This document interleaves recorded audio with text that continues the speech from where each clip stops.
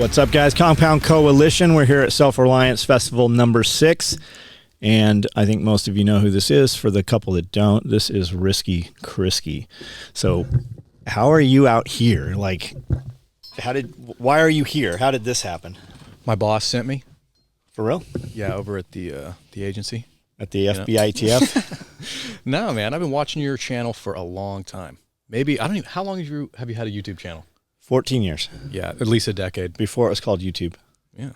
And dude, we had for the first 10 years, we had 2,500 followers. It never went anywhere. I think it went places. People shared it. They just weren't giving us the numbers for it. No, I love it. I've always been a fan, man. So I feel like the things you say have to be super suppressed, right? Do you get channel strikes ever? I've received one, but I actually know where it came from. And this is the thing that surprised me. I thought my channel would be gone by now. I'm surprised. I thought your channel would be gone too. It doesn't make any sense to me. There was a guy, a liberal, who complained, and he told me he was reporting me on the video that got me my strike. And funny enough, it was about Donald Trump. And Weird. I was kind of ranting about Donald Trump too, and how he's not the answer. And that's the one that got taken off of YouTube. Yeah, everybody has to have a superhero, right? You can't ever be the solution to the problem. You can't ever just, you don't even have to solve the problem. I'm just going to not be involved in the problem. Right? So we have to have this thing to latch on. And they've done a good job at division and then dividing the subdivisions, right? So you're either liberal or you're Republican, right? So you're either Biden or Clinton, Hillary, or you're Trump, right? And it's the gun thing, right? If you're a gun dude, they've done a really good job at dividing the gun guys. And I mean, even just put a picture up of some chickens and somebody will be along to tell you that you're growing your chickens incorrectly. And it's somebody who looks like the person that will do the damage to you or intentionally try to damage you will be somebody that looks very much like you. And I don't mean like a white guy or a black guy. Somebody, when you look at his social media, you would think, man, I would sit down and hang out with this dude, right? We would probably be in the same restaurant. I'd be like, hey, I like your shirt. I'd walk out in the parking lot. I'm like, that's a badass truck. But they've done such a good job at just getting us to infight and fight amongst ourselves that we're not even looking at the big picture. Right. I find that, you're spot on with that. A lot of the people that give me my harshest critiques are other people who make similar content to me. And it's like one thing I said they didn't like, and it's like that somehow negates every other thing I've said. Yeah. And it's like all the big things we agree on, and this one little facet of some niche argument that doesn't affect either one of us on a daily basis, that's the thing you got to call me out on. Like, you could call me out on a whole lot of stuff. This shouldn't be the one, but I like to tell them, so can you address a piece of content I made that you do like, right? Does that exist?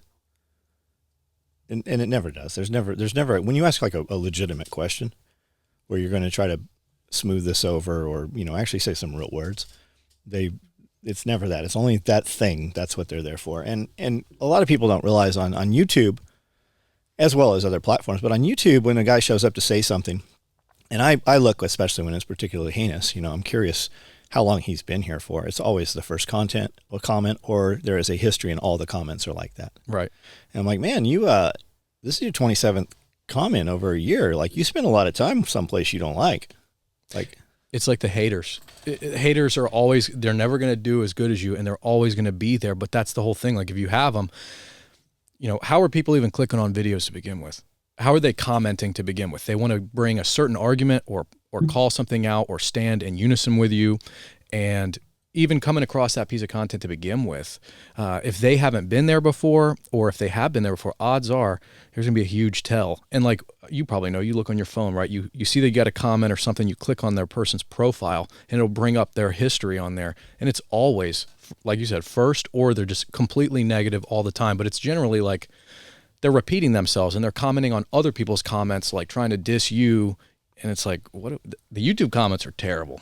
Yeah, it's like the cesspool of the earth. And it's crazy too with shorts now, right? We'll put the exact same content, multiple platform, and you'll get polar opposites. They'll love it here, they'll hate it here, and then they're actually actionable and buying things here. And there's no rhyme or reason to which one's going to hit in which direction.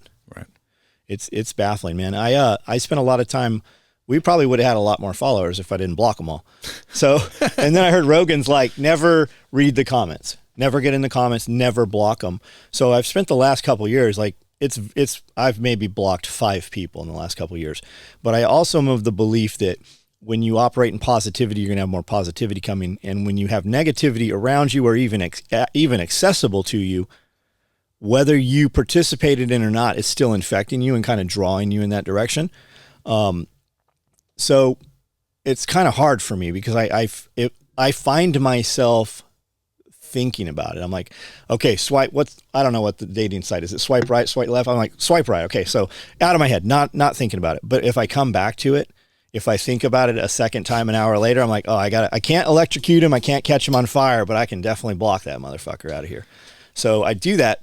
But there was a lot of times I am sure that within the last 5-6 years, people much more successful that I would really like to be friends with now, I am sure some dude's like, hey, brother, man, just take the high road. And I'm like, fuck you. You know, I know what I'm doing. Yeah. I'm sure at some point I told Ed Milet to fuck off, and he probably remembers that. Like, it's people like, well, I'm just trying to help you. Nobody trying to correct you in public is trying to help you. If they truly cared about you, I would reach out. Hey, that thing you said, here's another option for it. I would never do that in public. And my personal rule is that I never show up on social media, and you'll be hard pressed to find me commenting anywhere off my platform on my videos. I can't control my own enough. It's very rare I show up somewhere else. And if I do, I only show support in a positive manner. You will never find me on somebody else. You might see me talking shit on my page, but you will never see me on some other social media in a negative manner. And I actually go back at the end of the evening, videos I've watched when I jump in bed with the laptop and stuff and we're loading videos. I'll go back and just make sure I liked content that I watched through the day and leave a comment. If I still remember it in my head, it's long. If I have it 10 hours later, then I owe that dude, a positive comment. And I do make an effort to go do that. That's the thing. Yeah. I've learned that as well. Like, you made a few good points there. And we talked about it before, like more positivity is better than less negativity. And Joe Rogan has a great point in that you cannot sit there and focus on the comments because it's not good for your mental health because we all know you can have 100 comments, 99 of them are positive, and you're going to remember the one that was negative, and you're going to be like, man, I really screwed this up, or I need to address this, or I need to win that guy over. And that's what your inner voice tells you. And it's like, wait a minute, am I really getting hung up on one comment? And we have all this other support, but it's something, it's real, right? And the more comments you have, the more interactions, the more that is just internally weighing on you, because we're people. We have emotions, right? So Joe Rogan's right. Do not sit there and try to view all the comments and interact with them. And I have to tell myself that every single day because I'm sitting there reading the comments. I can't help it. I want to interact. I want to do the right thing. I want to evolve my videos to better suit a wider, broader audience and them accept them and understand and agree with me. But then at the end of the day, it's like, some people are going to hate you no matter what you do. You cannot win everybody over, and distancing yourself from that's better. And I've caught myself plenty of times, man, realizing after the fact, oh, I went out and said this on some guy's page because I got annoyed. And then I'm like, how do I look? If I'm a guy watching my channel and I see this dude out on some other Instagram page or some other dude's YouTube, I'm going to think twice about that guy again. I want to be friends with everybody. Yeah. Even the dudes that I want dudes that I don't like to say positive shit about me. And I don't know why I should not like, I don't want to not like anybody. Right. Like, do your thing, man. Whatever that is. If you believe what you're doing is the right thing to do that. As long as it doesn't affect me in a negative manner, I don't care. I'm too busy. And we really are. We've become too busy to even, hey, somebody on the internet's mad at me. What? Why are you telling me that? Okay. What? Where? Okay. Yeah. No, that's good though.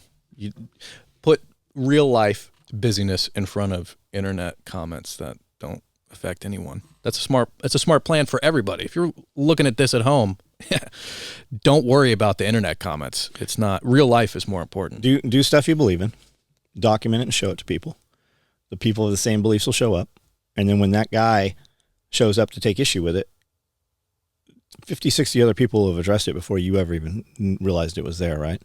And you need to let that run anyways. Especially you'll see it on our TikTok, the Pulling the Thread TikTok. You'll see 10,000 comments. What is going on here? And it'll be, really there's 400 comments, but one of them has a sub of 1,000, and that's going to be hot. This is where all the good stuff is, that top priority comment with 30 replies on it. Yeah, but if you can't monetize it in some manner, like what good did it do? But they will, man. The community will handle it. The people will take care of it. And that's the whole point. Like you said, putting yourself out there, being honest, doing the right thing. And even if it's less people, the right people will still show up. The world's too small to pretend that you're something you're not on the internet, because somebody's going to come around expecting you to be that, and when you're not. So that's the biggest thing, is just document what you do. The right people show up, right? You have no doubt what is here on this property from the videos, because we don't film in a sliver, right? There's so many times that I have gone out of my way to meet some creator that I truly believed, I felt drawn to, like, I need to be friends with this person. I really want to see this thing that he's created, right? And you get there and it's nothing like you thought it was.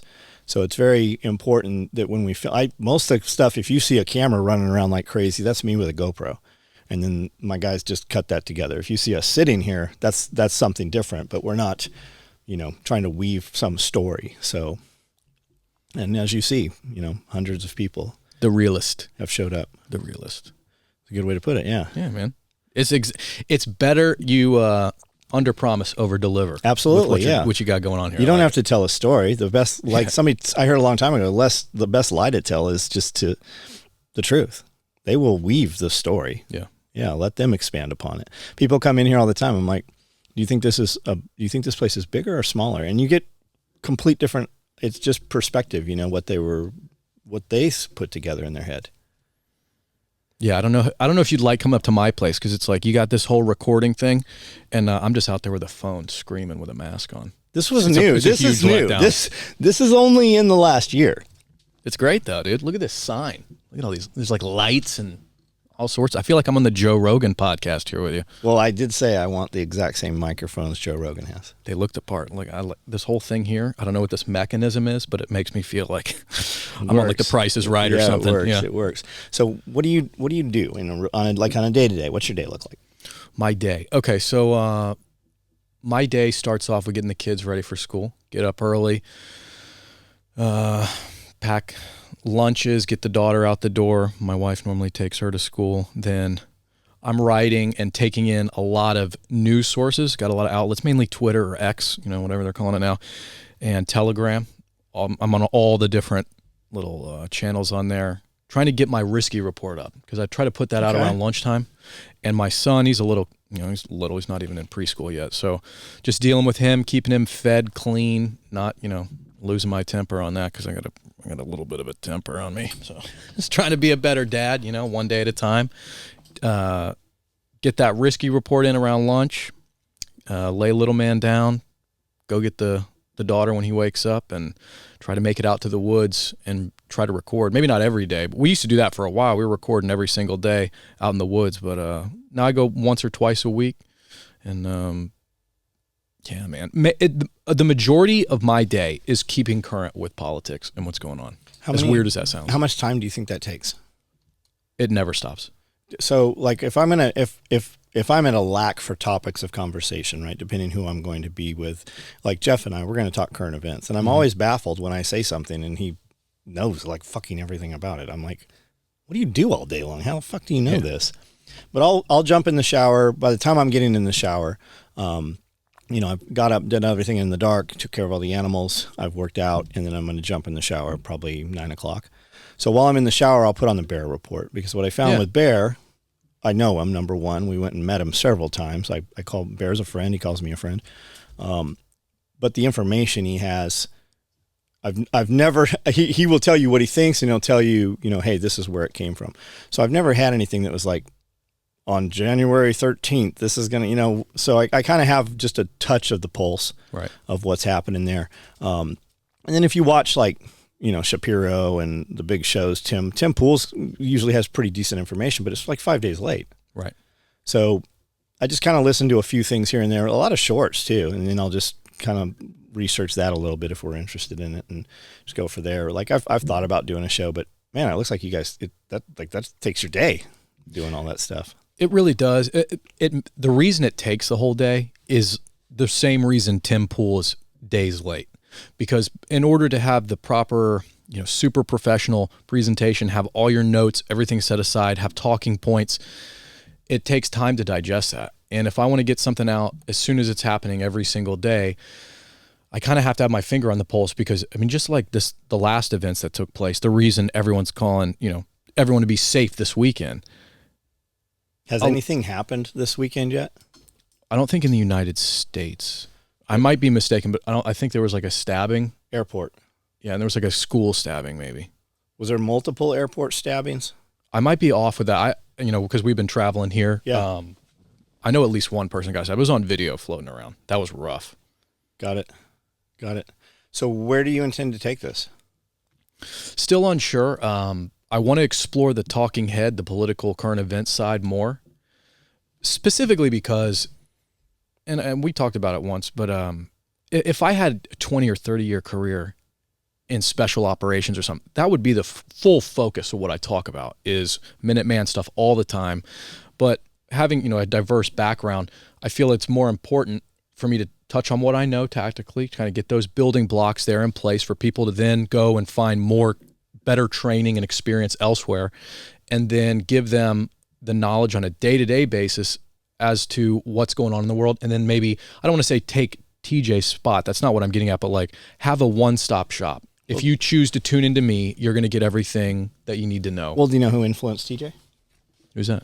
Shofar Mountain, right? Oh, yeah. Viking. The Pastor Joe Fox, yeah. Right? So, and there's a lot of influence there, but Joe Fox isn't mad about that. Right. And if TJ was here, I've heard TJ mention you. Yeah, I'm watching his stuff like I watch yours. I watch his stuff because I believe it. Yeah. Like I can listen to it, right? And then I've got this dude back here, I'll run it past him, Intel dude that was in the Navy for a long time, and I'm like, hey, brr. He's like, okay, hold on. Let me and tell you this, right? This happens every day, right? So I'm like, oh my God, we're not on fire anymore. And I like to just have the conversation, Mm-hmm. So once it diffuses you, and then I also have to add in, right? Does it affect the temperature of the water in your pool, right? All this stuff going on in Israel, right? I ain't going to fucking Israel. No. Like, if I wanted to go, I ain't going to Israel. I had a guy ask me if I want to do a contract in Israel. Yeah. How about a fuck no? Nah, I'm good. I'm going to do YouTube videos still. Yeah. It works. So, I mean, we can, if I turn my phone off, would I know any of this is happening, right?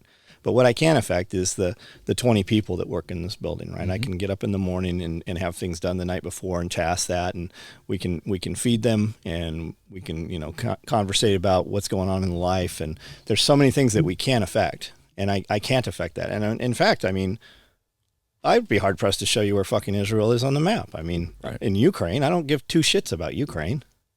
I've never been there. Me neither. I mean, I think it's money laundering. I mean, I think we know, or we think we know what's happening there, right. But it's not in our interest either way. Terrible, terribly sad. Let's talk about our open border. Let's worry about that. You look at France on fire. How did that happen? The same fucking way it's going to happen here, coming through Mexico. Well, that's the whole point, to finish to answer your question fully. That's pretty much my whole point, is if you can get this stuff, the day-to-day stuff covered, homesteading, understand how to own your own life and be outside of the system or the matrix if you can. I'm going to try to provide you the information to cut through the propaganda, since I do believe we're in a 5th generational war, and the truth is the weapon that they're trying to suppress. So if we can even, Chappie talked about it last night. What's up, Chappie? Stayed at his house last night, and he brought up a great point. All we have to do is give them a response they weren't prepared for as the priority response. So they expected us to either say, yes, we support Israel, or no, we support Palestine. And we're saying we don't support any of it because it doesn't affect us. And that's a weird wrench that got thrown in there. And now they're fumbling to make up for it. And what did we do? We just told you the truth of maybe you should think twice before we fall for another potential forever war or something like that. And think about lives here. Right? Well, like, we don't want more people to die. We just want everyone to live and be happy. And so you're saying we, the public, is not on board with the industrial military complex? I would like to think so. But then at the same rate, everything I see is that full-on support of the military complex. But is it, though? Like, do you know anybody that actually is? No, but that's the propaganda, right? Right, I think it is. I mean, Are those even real accounts, right? So, I mean, the baby's in the incubator thing. And then it comes out that it was fabricated by somebody associated with CNN, and the girl who reported it said she saw it. It didn't really exist. And now we've got everybody, the beheaded babies. I'm not disputing that some terrible shit happened, and maybe there are beheaded babies. Do you think for 1 second that there wouldn't be photos all over the place of beheaded babies if they were beheaded? Right. It sounds very 9/11-ish, very, it's the same playbook that worked last time, and I don't think it's working this time. Forgive me for being suspicious. You right? you can't take people when they're worried about the cost of gas, and everybody knows people who have lost jobs. We all know that food costs more. We used to take a 4Runner to the grocery store and come back and that thing was filled, and now it costs 3 times as much, and we come back with 2-3 bags of food. I don't think it's going to work, man. My whole thought is like, in retrospect, it seems like they're always using, when in doubt, if you can affect the kids or make parents upset, then they'll be more apt to take your side. And looking at that, it's like, okay, so let's say everything is true. We're still aborting more children than that every single day. Yeah. Yeah. Yeah. So why don't we go to war on those kids' behalf? Yeah. But we're not. It's just this specific cause. We still have the eugenics program in full effect. We just rebranded it under Planned Parenthood. Mm-hmm. That's by design. I mean, why do we incentivize women to have multiple kids with multiple people, and then we, make them pay child support at a level that they can't, that keeps them in fear, so they're constantly in that fight or flight, right? And when we can't pay, they will lock you up and they will put you into the slave system, and now you have laws that apply to you that don't apply to a normal free man. It's all by design, and it's almost as though it is incentivized to assess these larger amounts of fees to these fathers as though they get a percentage of it. But he's getting rid of junk fees, didn't you hear?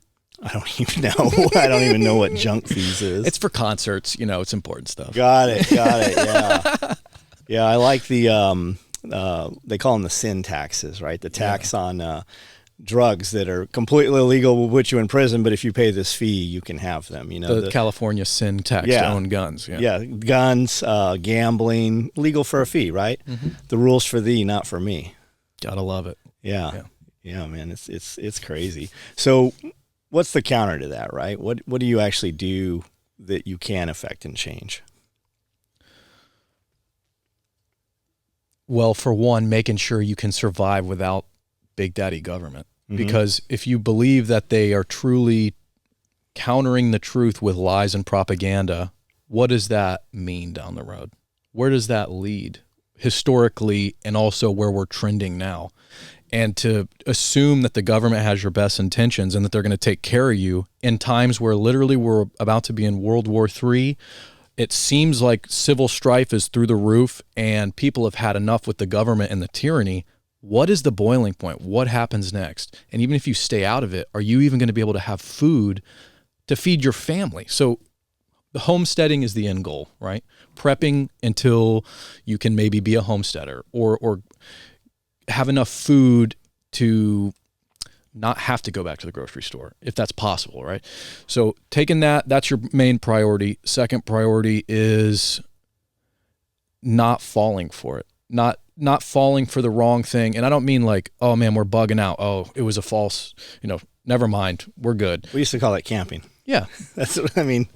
But like not falling for the big one, maybe not falling for January 6th, round 2, and then getting geolocated and tracked and having the feds kick your door in because you were trying to go do the right thing and you got caught up in something that was more than what it was that you were led to believe. Right. The 9/11 attack or the Pearl Harbor of the Capitol building, right?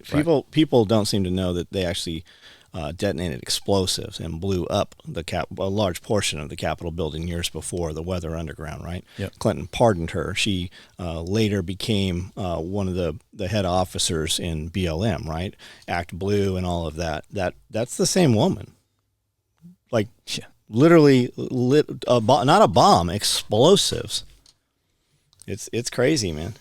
But look at how they treat people who did such less. Like it couldn't be more obvious. Yeah. It's very sad, and call me, maybe I'm just too young, maybe I'm ignorant, but this is not what I expected. Growing up I was born in the 80s, but like I was, raised in the 90s. This is not what I expected to be the turnout. People are comfortable, man. Yeah. Nothing pounces on you. Nobody's experienced living without, water, electricity. People are comfortable. You only have rise up and overthrow governments in other countries where the people have discomfort. Right. And people here, they just still have things to lose. And it's how long can that go on? I don't know the answer to that, man. But all the crazy shit that did happen over the last 3 years, none of it happened to people I know, right? I know people in California. I'm like, well, dumbass, you should have left California. But none of that stuff happened here. Right. There were some differences of things on the shelf, but we were able to go and get things. But what does that really mean? I mean, yeah, you can go to Walmart and buy what they call groceries, but is it really the same thing? It's not the same as the eggs that we get. It's not the same. I operate under the belief that everything you get is not good for you. Can you name anything the FDA's done in the last decade that actually benefits you? I mean, or the EPA. I mean, they're coming around telling dudes, hey, you have too many rabbits and it's getting in the waterway. Never mind that we have a nuclear power plant right up the road pumping and exchanging. Well, not nuclear, not a good example, but a chemical plant that has leaks into the water all the time. So, man, Joel Salatin had the FDA up his ass, and he's like, we just kept them busy. I mean, you have all these Amish farmers where they're coming in and hassling. They will literally come in with guns over raw milk. Where's the Amish mafia when you need them, you know? Yeah. What happened to that dude? Yeah, man. Yeah, it's for raw milk. For raw milk. Just think about that. That's insane. Yeah, there was a company that was growing cherries. It was a farm growing cherries. And he had a link on his website to another something associated with cherries. And on the other website it said, hey, cherry seeds ground up affect these types of cancers under a microscope. So they said, oh, this guy's making claims that by eating cherries that it will cure cancer. And the FDA didn't even go to the guy making the claim, hit this dude, came in, raided his, like full-blown SWAT team, and raided his shit, and they cut down all his cherry trees, chainsawed all his trees to the ground, seized all his computers. Like, there's hundreds of those instances. There's a dude, similar claims, apricot seeds. He's in prison right now. And middle schoolers in Chicago are putting videos of Glock switches on Facebook every day, but they're coming after people talking about cherries. Yeah, man. What? Well, because they don't look like you and I. Yeah. Wild times these are. Wild times. Did you see the Nazi march, like on Wednesday or Thursday? I didn't. Like real Nazis? Happening. No, real like Nazis are in Ukraine. Some white guys in some red shirts with swastikas on them, looked to be about 20 or 30. Live feed said happening right now. All those federal agents all look the same. Did you see, is that the one in, was it Florida where they were standing on the side of the road and the guy was like talking? This looked like it was in a park, but I mean, it's the same. Every time this happens, there'll be some footage that comes out and they'll pull them out like, hey, this guy was here, this guy was here, this guy was here. Here he is in the polo shirt. Here he is getting out, escorted by the police. Here he is getting out in the subway. The subway, exactly. Yeah, no. Yeah. Whenever do you get arrested and the cops just be like, yeah, keep his mask on for the cameras? Yeah, no, they want to show your face to everybody immediately. So how do you make your money? How do I make my money? I make it, my wife makes a majority of it. Thank God. She's really smart. No, YouTube mainly. And then now I get like sponsored ads. So we finally got to the point where companies will reach out and say, hey, will you do an ad read? Right. And so I look at it as like ad reads, and I choose which ones I do and don't want. But, yeah, because all my videos get demonetized for the most part. But every once in a while, I'll have one that'll sneak through, and it's like it's enough to pay my part of the bills, right? I'm not getting rich off of it, but that was never the goal. I actually didn't even think it would ever get monetized to begin with. So it's one of those things like right now, and it might change, and I don't know what all is in the cards, but I have channel memberships, so I do make some money off of that. That's where most of our money comes from, is channel memberships. Yeah, I'd say it's probably channel memberships. I'd say 90% of our stuff is yellow or straight red. They will not. And you look at it and you're like, what are we possibly not monetized? But then guys are like, hey, because I'll mention specific videos. They're like, they made me watch 2 videos while watching this, right? They're still getting theirs. They're still getting theirs. Yeah, no. The end goal is still uncertain, because really the only reason this is working right now is that one of my children is young enough to where I'm counterbalancing having to send him to daycare for the time being. So when he gets old enough to go to preschool, That'll be different. I'll probably try to ramp things up. I don't know how I'm going to do that. Maybe I want to lean more, like I said, into current events. I really want to get a way to bypass the censorship completely. So I think we were talking about it last night. Initially, one point was for me to do an AM broadcast. I was looking at buying a commercial building, and we were thinking about throwing an antenna on top and trying to figure that out. You're like the 5th person that's told me that this weekend. We also had a little epiphany last night. We might try to do it over, what is it, JS8 or JS8 Call or something, the radio thing. Not familiar with it. We got to get one of the radio guys in here. Do you know Glenn Tate, Heavy D, wrote 299 Days? I've heard the name. He's got a podcast, Prep in 2.0. He actually they syndicate part of his stuff to FM radio. So he does the first hour, and that goes out to radio, and then he does an after show for members only that goes beyond the hour with his guests. I would love to do that. I don't really know how to get into that space still. It's not gonna like. I'd go to the Camden radio station here and be like, hey, you're going to put my radio spot on. We got the local one. We've talked about that before, going up and just, what does it hurt just hustling, being like, hey, I want to be on here. I get more people are listening to this than are listening to your AM station. When we first moved here 18 years ago, we could catch some AM station in the Ford truck on the way back in from Nashville every weekend, and there was a prepper show on, on AM radio. That was pretty cool a long time ago. Yeah, man, you should just put up a big radio station yourself and just pirate radio it. I would like to. I feel like the FCC would love if I did that. I think so. Yeah, they'd be super enthusiastic about meeting me and there's some good videos. They like take down your station, and they usually hammer the dude on like the 5th or 6th time. So yeah, there's a bunch of shit out there about it. We'll figure out a way to send the signal. I still don't know. One thing I've been toying around, and if they're watching InfoWars, I was like, do I want to go there? I don't know but like that's along the other things of they're bypassing the signal. I know a few guys, I think, I don't want to say sign with them, but I know like Salty Cracker, he's over on InfoWars sometimes. So like if Salty Cracker did it, maybe there's an avenue of approach where I can do it too, because that would take a lot of the cost and thought out of it for me. Yeah. If I could go under somebody else's umbrella that's already set up the systems in place. The infrastructure that large, yeah. We'll see. Badass. Are you auto-populating to Rumble? I am. Yep. That's the only place. I feel like I should do it. People have said like Odyssey, maybe, but I don't. We did Odyssey for a while, and it I don't remember why we stopped doing Odyssey, but we're not current. And it would auto-populate to Odyssey also.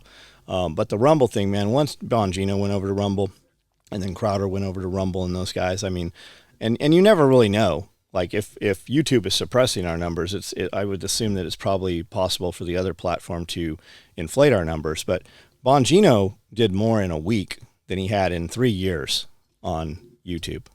And then when Crowder came over, he actually crushed the entire infrastructure. But Tim Pool does their after show, I believe, on Rumble also. So I don't know. We were thinking maybe we do a live, hour live, and then do after show over on Rumble or something. So people are already there, and they just, we can have a completely different conversation on Rumble. Right. Yeah, I like Rumble. And Rumble will monetize you at a different rate if you are only putting that content on Rumble. So you'll get a higher monetization rate. I don't think I've clicked. I don't know how to monetize it on Rumble, which is ridiculous because I am sending all my videos over there. I should probably click that button. Yeah, surely there's a YouTube video on how to do it. Yeah. You'd think I just look at the YouTube video and figure it out, but it's an extremely amateur operation I'm running, so we'll get there. Me too. Yeah. On the Joe Rogan podcast, yeah, this is so That's just the part you see. I'm like, I don't know what Rogan has, but I want those. I like it, dude. This little swing arm here is fancy. And you can buy this table at Walmart. Yes. I'll be there later getting the horse paste for that. Never mind. For the river blindness. Yeah. For the parasite meal. Right on, I'm just kidding. It wasn't undercooked at all. So do you have merchandise or anything? I do have a T-shirt, but it's through Lynchpin Supply. So they actually just reached out. They're like, do you want a shirt? Do you want us to draw you something up? So I have like a dog man shirt where I'm like dragging a dead dog man on the back. It's kind of cool. I got some patches. Ooh, I got them over here. I'll give you a couple patches. But I don't know. I feel like it's more right now. I'd rather just deal with people in person. If you know me, you're gonna get a patch, right? Everyone else can wait until if it gets bigger, right? I'll do. Well, that's when it becomes real work, right? Merchandise is where you make money, but it takes labor. You have to have physical labor to ship merchandise, right? Unless you do drop fulfillment or drop ship or something like that. My whole thing is like I'm lucky right now in life. I don't have. It's not that I don't have motivation. I do. I just want things to happen organically. I don't want to go and try to scale for the purposes of making a lot of money. I don't want to scale for the purposes of getting more views. More views would be the end goal idea, but I don't want to do that by copying out and taking shortcuts or reviewing things, because I've made that mistake too. Like when I first got in, I was like, a company's going to send me a product to review. I've made it. I'm a YouTuber.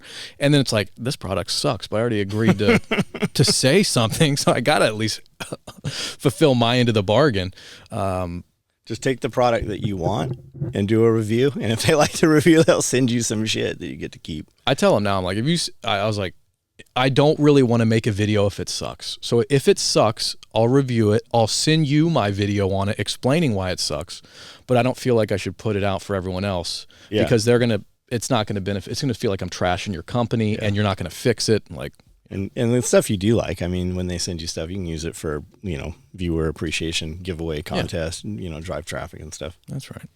It's awesome, man. Well, thanks for sitting down. Dude, thank you. This was unexpected. I didn't feel like we were going to come in here right now. I like it. So, I wore my Karen. So where do people, where's the hockey mask at? It's in my truck, or it's in my man's truck over here. Is it a real hockey mask or like a Halloween thing? Or what? It's an old school Milek mask. Yeah. Right on. They were not happy, by the way, when I reached out and said, you want to send me some masks? I'll do it. Apparently, up in like Nantucket, those guys making hockey masks aren't too into risky Krisky content. Crazy, man. You'd think High Point loved us. I got a cease and desist from them. Glock's like, we love you, motherfuckers. You got a cease and desist. Yeah, Glock loves us and High Point hates us. It could be worse. Yeah, we have an affiliate. We have an employee discount code for Glock employees here, and they hook all of our people up. That's awesome. Yeah. So where do people find you at?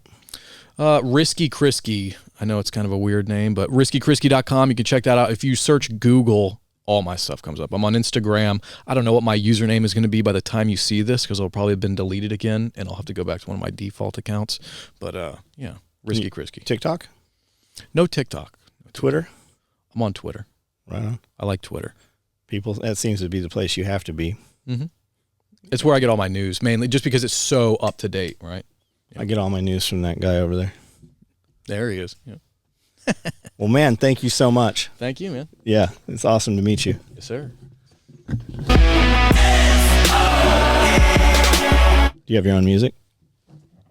Yeah, I got some music. I'll give you this file. You can start using mine on yours.